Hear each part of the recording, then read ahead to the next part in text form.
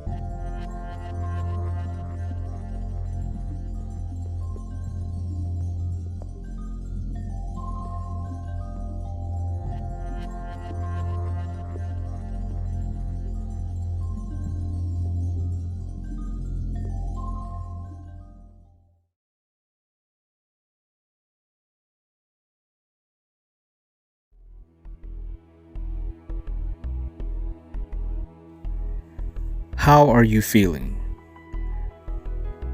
Take a moment to do a self-check-in for yourself.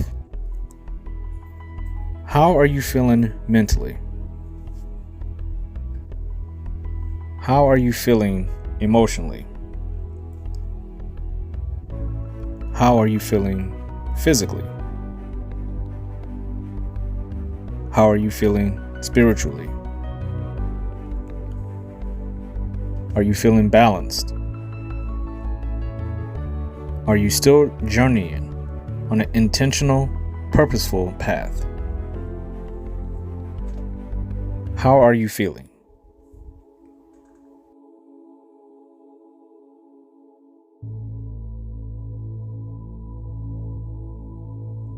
Balancing yourself is a healthy daily practice that will reliably keep you in harmony with your entire mind, body, heart, and soul. Clear your mind. Take a moment of silence for yourself right now in the moment. You are here now. How are you feeling?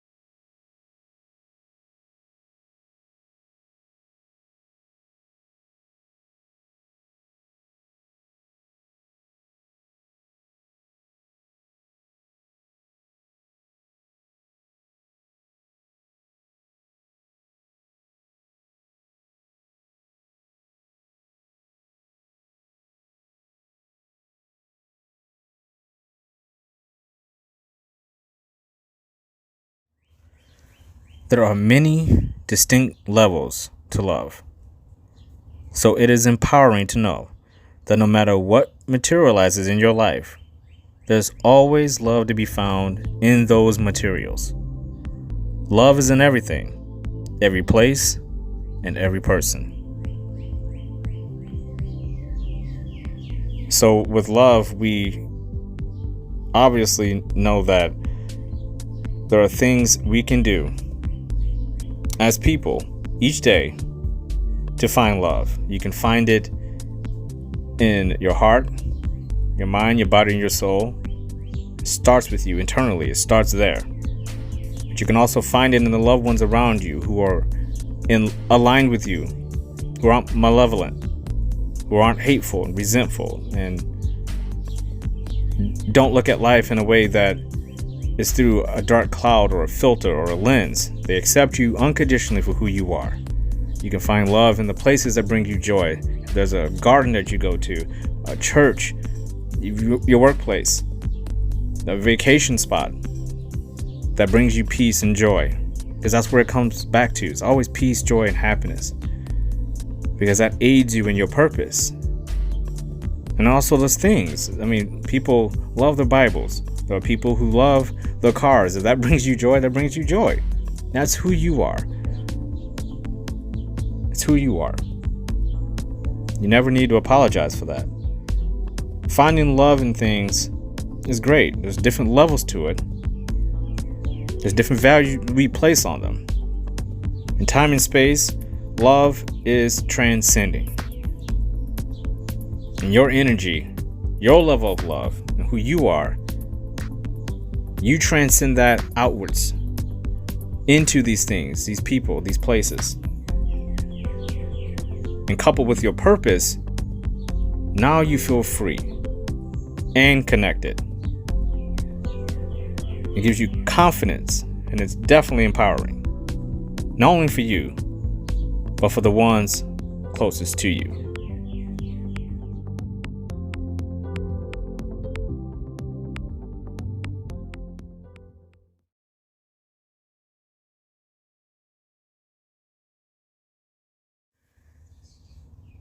We all know that feeling we get in our guts.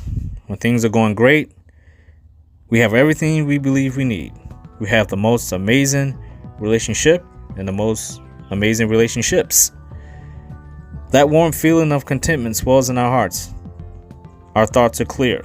Our bodies are relaxed. Our souls feel more purposeful than ever. What is that feeling? Love. Love allows us to tap into areas and corners of ourselves that we didn't even know were there. Each new situation that sends warmth throughout our bodies and reminds us who we truly are, and reminds us we are truly alive. That love is tracking through our veins. We need love in order to empathize with others, to understand their pain and their rage, to offer compassion to those in despair and depression. Love aids us in growth as well.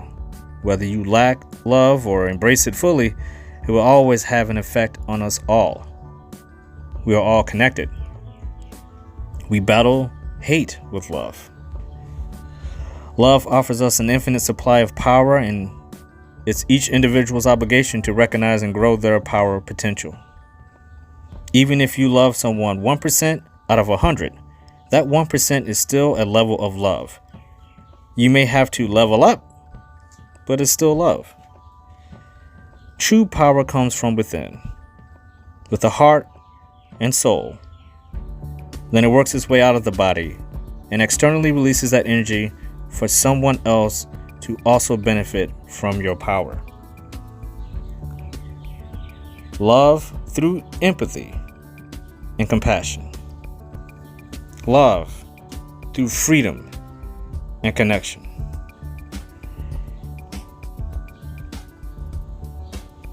Love offers us an infinite supply of power, and it's each individual's obligation to recognize and grow their power potential.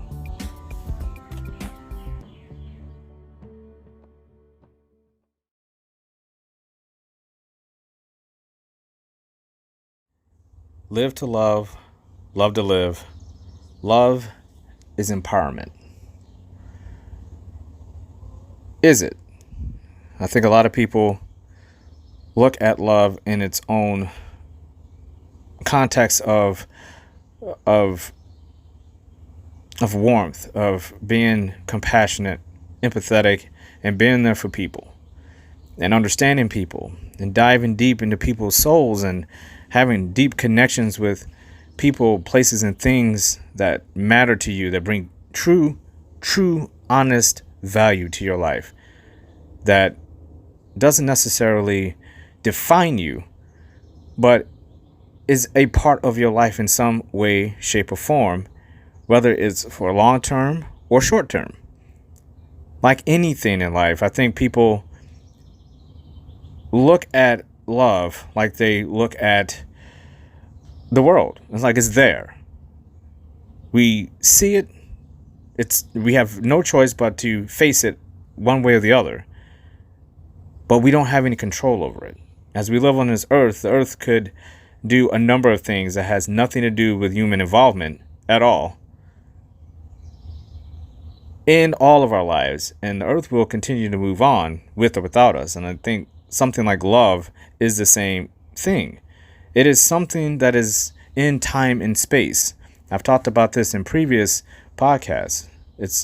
Love is a transcendent thing that we can articulate in so many different ways that it almost becomes infinite. It can be used as a language. Every human being on this planet, no matter when they were born or where they were born, can understand the concept of it. You don't need to have the same language or the same writing ability to be able to transcribe what you believe it is. You could look at someone and see what they perceive to be love and how they are actively living their lives either with or without it. When you think of it in that context and you break it down and you really understand what it is, you also realize that everyone really has their own definition of what it is. We have an umbrella definition of love. You love your parents, you love, your job, you love your car. We throw that word around a lot without really much attachment to what it actually means and how it really does influence a lot of your decisions in so many different ways. Because like life, like this earth, love is complex. It's not as simple as people try to make it, depending on what you're talking about. If you walk up to any individual and you ask them, what do you think love is? The first thing they're going to think of is probably a person. People, if they're in that type of mindset, right? If someone who lives their life being connected with people and they love relationships and they love interacting with people, their mind might go to love with people. Their attachment with people will be the first thing that pops up in their mind. And you have materialistic people who the first thing they're going to think of is, I love my home. I love my job. And you have other people that say, like, I love this country. And those things in space and reality is their interpretation of their level of love for themselves. So we can't say to these people, no, you don't. They might say, what do you mean? You don't love your job. Now, think about that for a second. You tell someone or someone else tells you that they love a certain thing, and the first thing that pops in your mind is, no, this person doesn't. Or they say they don't love something, and you say, yes, you do. Where do we get the power as human beings to be able to determine that for someone else? When did human beings become so empowered that we can dictate, control, manipulate other people's version of love? When did love become so empowering in our lives that we feel like we have the right to explain and dictate and, again, manipulate and control what other people feel is love in their eyes to all things in their world? Because love is empowering. Love is empowerment. For yourself. For yourself. Self-love is empowerment. But you have to focus on yourself. You haven't earned the right in anyone's eyes to be able to dictate what someone else's love for a person or place or a thing is for that person. It is not a debate. You can offer your opinion. You can offer your suggestions. You can offer your assumptions. You can offer your manipulations. You can offer your control. You can offer your hatred, your resentment, your non-forgiving bias about what this person should feel, what they think, or what they should be doing with their lives. But the question also applies to the person who is posing all the questions, right? No one person gets to ask all the questions and no one asks them the exact same question. So the empowerment aspect of it is the ownership of the idea and offering to yourself of what love is for all things in your life. And they may not be the same from day to day. They may not be the same from year to year. It's up to you to figure that out. But it's not up to us to figure out other people's love thresholds.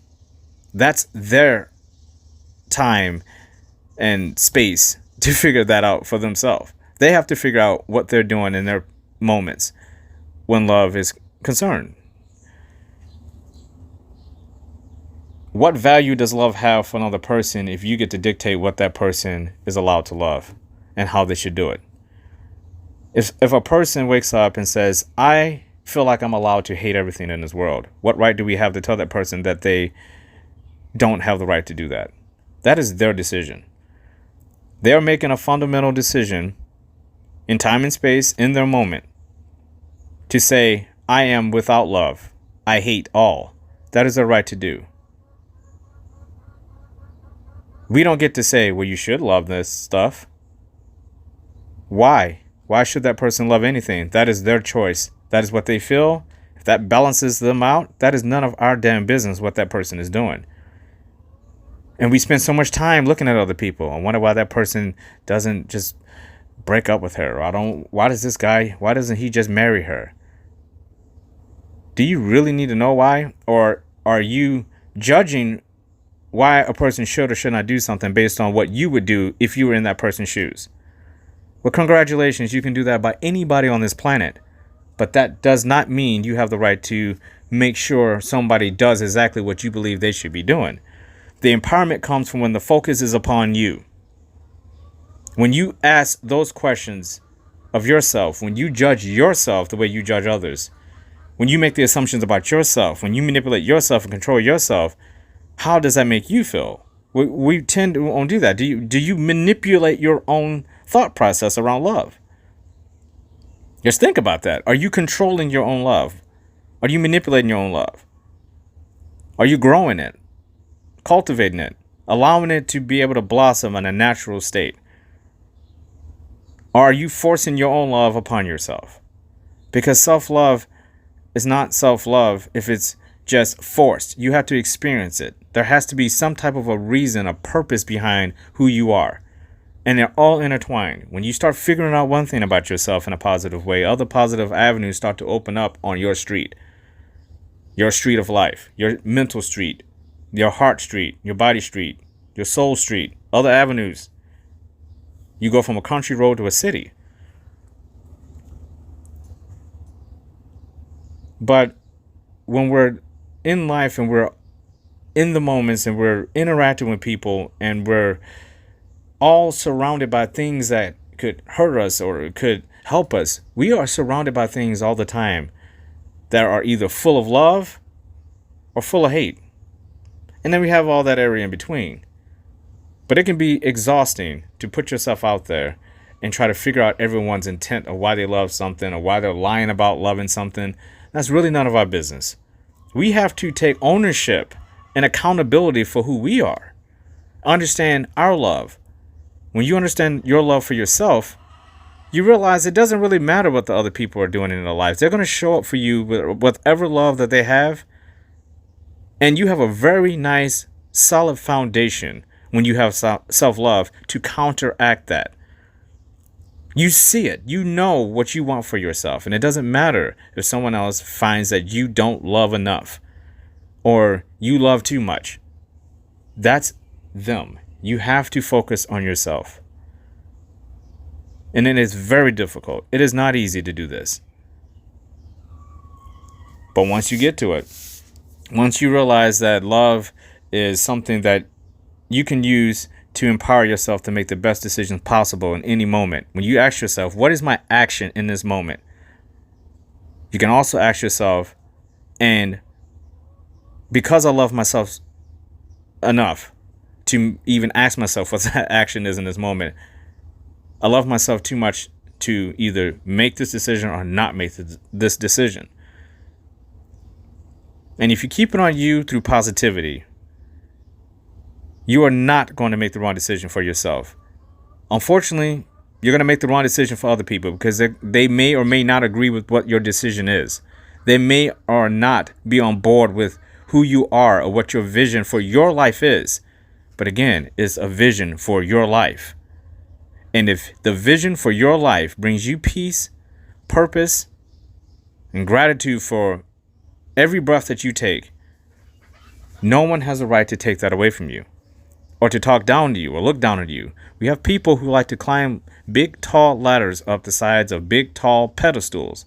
And then they go up there and they sit and they put their crown on their head and they look down at you and say, I know what's best, not only for me, but for all of you dummies down there. In the Tao religion, there is no pedestal. There's no ladder for you to go up. In the Tao religion, I've learned, not that I'm forcing this upon anyone, but this is just my belief, that things in life happen naturally. And when you go against that natural flow, you get chaos. Even a storm on this earth, the biggest hurricane, subsides and balances itself out. None of that water, every drop that came from the sky, every raging wave that crashes against the beaches, all has a purpose and they all find peace after the storm is gone. But hell had to be present for something to settle. You're never going to get through life without a storm. And I find that the empowerment that you can get is that fallback on, what do I need in this moment for myself? For myself only. Let me do a check-in right now. What do I need for myself? What is my action in this moment? And am I serving others more than I'm serving myself? And if the answer to that is, yes, you are serving so many other people more than you're serving yourself, what is left of you to serve? What is left of you to give? But when you're balanced and you know what your purpose is, you know what peace is, you know what you have to do, suddenly you find that decisions that are hard for other people become extremely simple to you. Because it's coming from a place, again, foundationally built upon your self-love and your purpose and peace and positivity. It comes from a place of joy and harmony, not only for yourself, but for others. Sometimes people don't see that. They don't see that if you don't do something for them, it actually helps them out in the long run. It's actually kinder for you not to help someone in a lot of instances. It's actually better for you to leave someone in a relationship. They may not see it in that moment, but what they're not seeing is your side of it. They're not seeing that you have to be at peace with yourself in every situation that you're in, or at least as close as you can get it. Nothing's perfect. But you want to know, hey, I have a right to be who I am without apologizing for it. And we talked about apologizing in the previous podcast. And we'll retouch on it right here. Why should you apologize for wanting the best for yourself first so you can be even better for someone else second? I would say that's a pretty good trade-off in life. I'm going to take care of myself for you. Your responsibility is to take care of yourself for me. And if that doesn't happen, what are we doing? And that could be applied to anything. That could be applied to the place that you work at, the church that you attend, the family reunion that you're going to go to, a wedding, a funeral. It could be to yourself when you're trying to overcome a challenge or a goal. Try to stay in the realm of self-discipline. Again, let's talk about those pathways being turned into a city. A path doesn't always just means when someone says we're journeying on our path, it doesn't mean you're walking down the yellow brick road and that turns into the Great Wall and then that turns into a stairway up to the tallest pyramid and you stand up at the top with a big light and you say, I did it. That's fantasy. We're talking about you walking from one area into a much more populated area, like from the county, mainly like a country, to the county, to a city. And you may leave that city and go back into the county and back into the country and vice versa. You may go in and out of all these things where in life, You're going to have days where everything feels like the country. You're going to have days where some things happen like it feels like the county. And you're going to have days where things feels like a city, where everything's coming at you. But everyone who's coming at you and everything that's coming at you and every place that's coming at you has its own degree of reaction and response that you are obligated to give to them. And the best way to silence all those things and to bring them back down to a level where you can manage these things is by putting yourself first. Because if you keep trying to focus on everybody else and what all they're doing exclusively without keeping your balance, you're either going to become that chaos or you're going to fail miserably, get frustrated, get angry, and suddenly that love that you have for yourself is going to turn to resentment, depression, paranoia, anxiety. And why go through that when all you have to do is just take a step back and say, something's not working here. What is it? I need to either fix it or get rid of it. Self-reflection is a huge thing. Self-discipline is a huge thing. People fold like a cheap tent when the pressure's on. But what is pressure? Again, pressure for one person is completely different from another. And we can take out of context any day that we want what someone is supposed to do in a given moment and what they're not supposed to do in a given moment based on what we would do.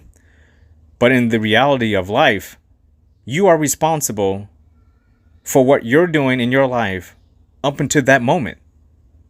And there's no one else on the planet that's going to understand why you make that decision more than you do. Why you choose to do something in that moment.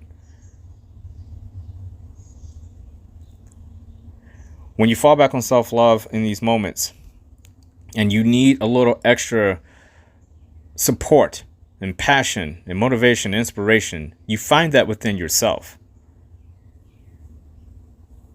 You can build upon it externally after you find out where you're at. Then feel free to go out and add whatever aid that you can get. But the whole point of saying I'm woke is that you, Y-O-U, have to wake up and be present. You are here now. You are here now. Not you and the person you're dating. Not you and your workplace. Not you and your bank account, your car, your loaded refrigerator. Think about the most important thing in each moment. If somebody walked up to you and said, this is going to be your last moment, what's the first thing that's going to pop in your mind? If someone can say, you can save yourself here, how are you going to do it? You have to save yourself to save yourself. You can't say, oh, I got to save myself. Let me look around for all these people that I'm supposed to have my back. Let me go find that car that I love so much. Let me go run to work. That'll save me. You have to save you. That quote, you have to be a participant in your own rescue. And you can't do that if you're constantly blaming other people for your unhappiness. You can't do that if you're constantly trying to control and manipulate and make sure that you have everything you need without understanding why other people have a different level of love and value for their lives than you do, for better or for worse. This is not a game of judgment and comparison where you have some chart and you says, well, in a 50-mile radius, I think I have the most love, which means I'm right. No, it doesn't. What the hell does that mean? Compromise and compassion and empathy comes from a place of harmonic understanding that you are a part of this world. You are connected. But you have to be the strongest part of the part you need to play. Everyone has a purpose.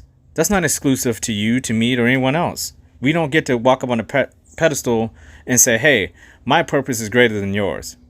That is fundamentally untrue.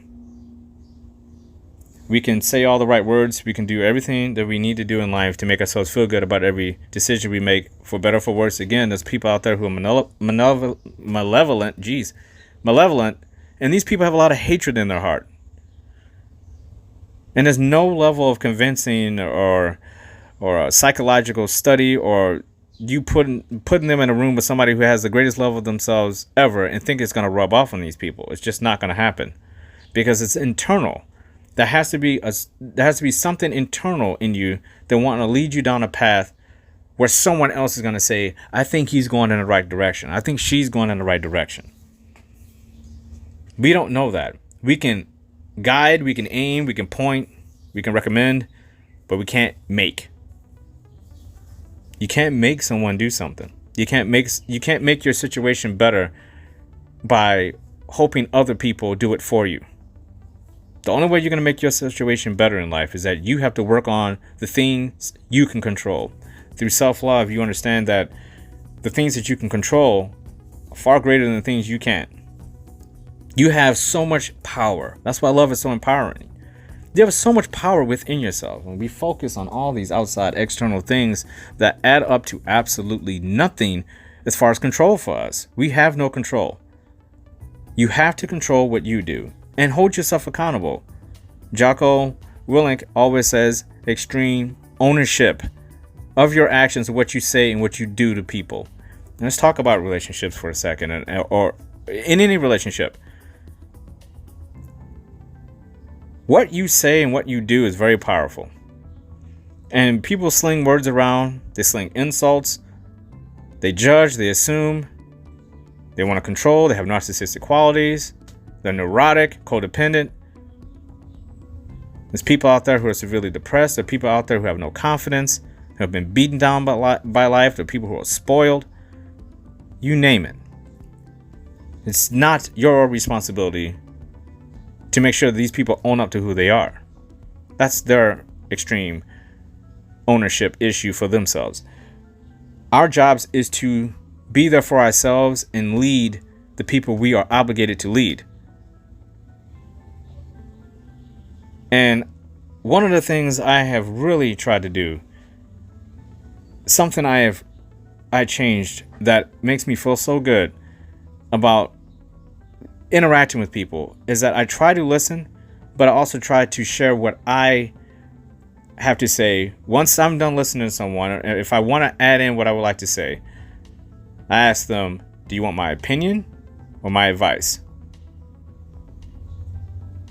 Because I'm just going to offer a piece of who I am to this person. It's an offering. That doesn't mean the person has to do anything other than listen to it. It's up to them to figure out what they want to do for themselves. And words are very powerful. So I don't resort to name calling. I don't assume things about people. I try to look at the most fundamental facts I can. I try to ask questions, and I make the decision for myself. Again, through self-love in the moment. Now that I heard that, what do I think about it? How does this affect me? Am I obligated to be in this person's life? What value is this person bringing to my life? And what value am I bringing to this person's life? Do I even have the right to be in this person's life at this point in time based on the decisions I'm making? Or am I wasting this person's time? This could be applied to not only relationships, but again, to a workplace. It can be close friends and acquaintances, church-going friends, you name it.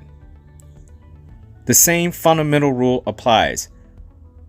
How do I feel about myself in each moment around this person or these people? Where do I fit in? Is this aligned with my purpose?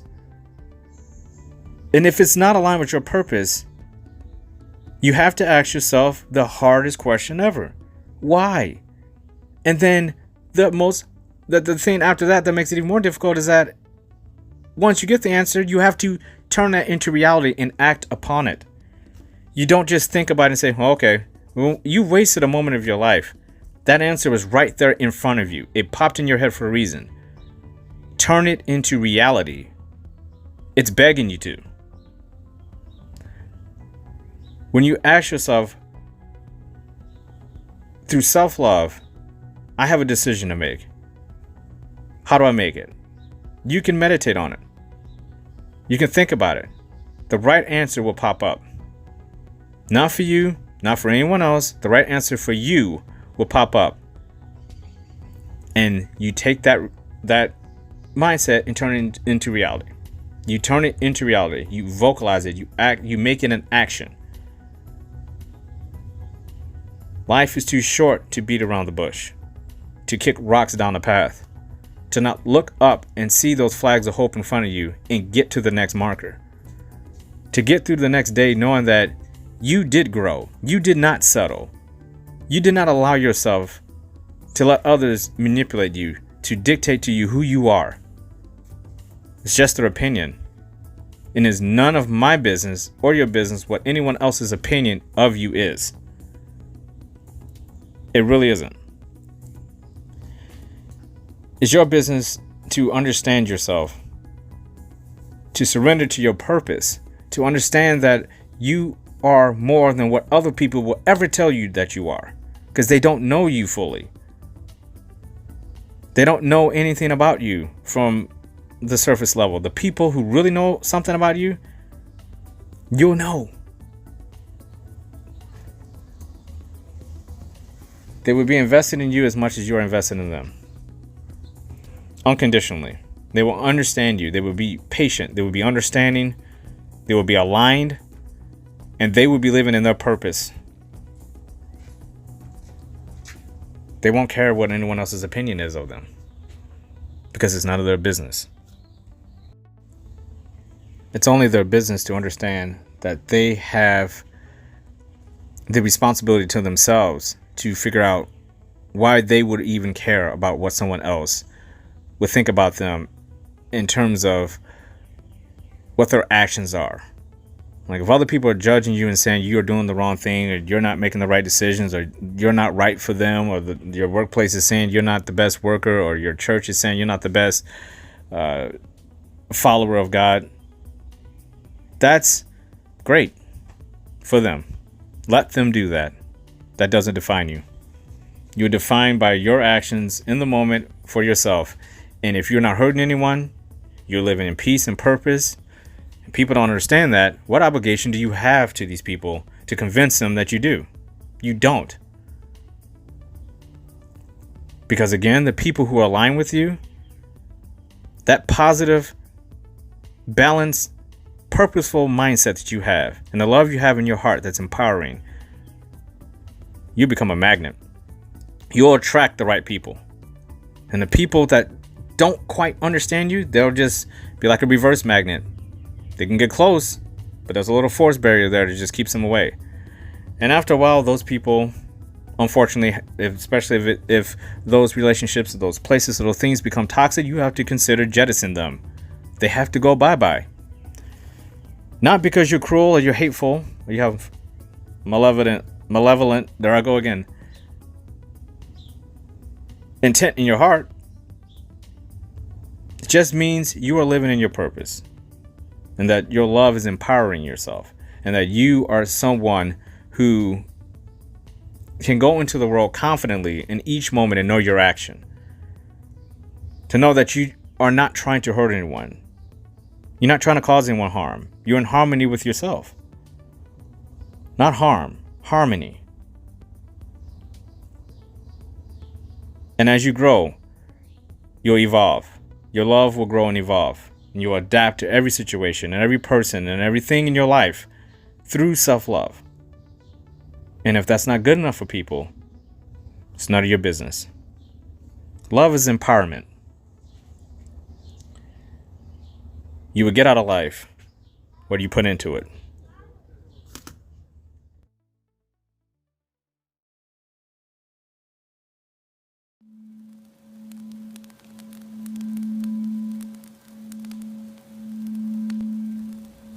Your mission for today is about understanding and about patience. Love is empowering to us because we have a choice. We have a choice to understand ourselves fully through love and through self-purpose, self-control, self-respect, and self-discipline. But it can't just be about us. You have to understand your place with what you represent to others and what your role is in other people's lives. That doesn't mean you allow other people to control you, manipulate you. It just means you understand what your role is.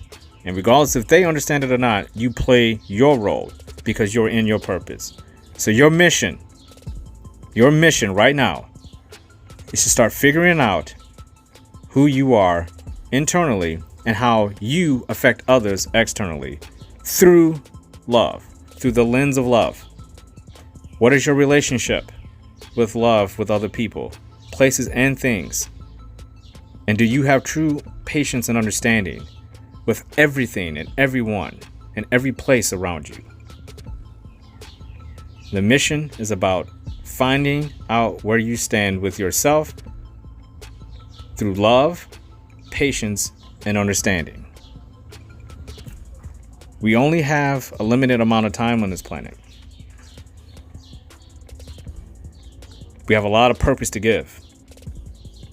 Understanding where you are and being patient with yourself and loving yourself is a good place to start so you can start doing those things externally with other people, places, and things.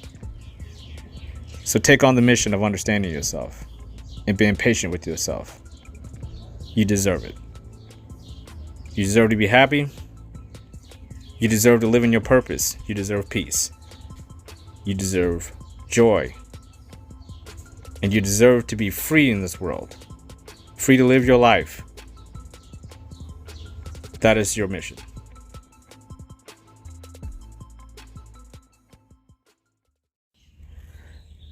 This is your day. You are here now. These are your moments. You own them. You are brave, bold, powerful. You do believe in yourself. You know you have more in the tank. You know the glass is half full. There is still more room for improvement. There is no end. Believe, believe, believe in yourself. You do believe in yourself.